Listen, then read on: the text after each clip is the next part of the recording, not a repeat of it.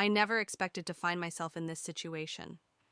As a mother, you always prepare for the worst: scraped knees, bad grades, maybe even a broken heart.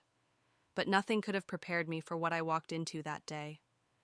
It all started when my daughter, Emma, excitedly told me she was going on a weekend school camp. She had been looking forward to it for weeks, packing and repacking her bags, chatting nonstop about the activities they had planned: kayaking, bonfires, team building exercises. I was thrilled for her, happy to see her so enthusiastic about something. The weekend came, and I drove her to the campgrounds, waving her off with a smile as she joined her friends. Everything seemed perfectly normal. But then, on the last day, I decided to go pick her up myself, wanting to surprise her. As I arrived at the camp, the atmosphere seemed normal: kids laughing, counselors shouting directions.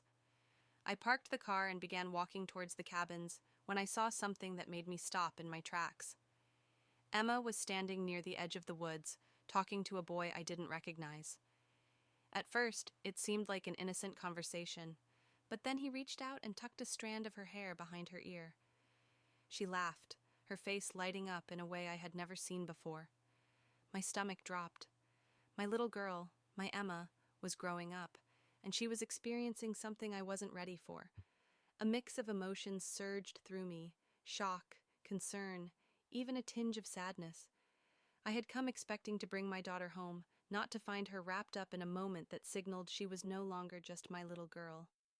Taking a deep breath, I forced myself to stay calm. This was part of life, part of growing up. But as her mother, it was my job to guide her, to help her understand boundaries and choices. As she turned and finally noticed me standing there, her face went pale. She knew I had seen, and in that moment, we both realized we had a conversation ahead of us, one neither of us was quite prepared for. The ride home was quieter than usual. Emma fidgeted in her seat, occasionally glancing at me, waiting for me to speak. And finally, I did. "Emma, I just want to understand," I said gently. "Who was that boy?" She hesitated, then sighed. "His name is Jake. He's in my class. We were just talking." I nodded, gripping the steering wheel a little tighter. "I know you're growing up, and I know you're going to have moments like that, but we need to talk about respect, about decisions, about what's right for you." She nodded slowly, her fingers twisting together in her lap. "I know, Mom."